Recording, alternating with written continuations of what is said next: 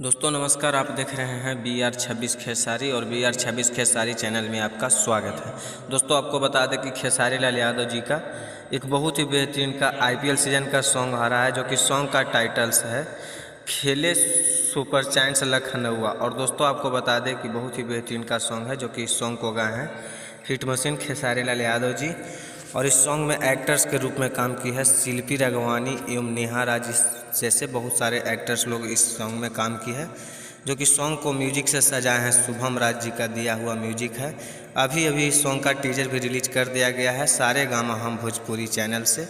अगर आप लोग अभी तक इस सॉन्ग का टीजर को नहीं देखे होंगे तो सारे गामा हम भोजपुरी चैनल पर जाइए और टीजर को देखिए और ढेर सारा प्यार दीजिए। कल तक इस सॉन्ग का फुल वीडियो सॉन्ग के साथ सॉन्ग को भी रिलीज कर दिया जाएगा। और दोस्तों अगर आप लोग इस चैनल पर न्यू हैं तो चैनल को सब्सक्राइब करके बेल आइकन को ऑल कर लीजिए, ताकि आपको भोजपुरी से जुड़ी हर अपडेट आपको सबसे पहले मिलता रहे।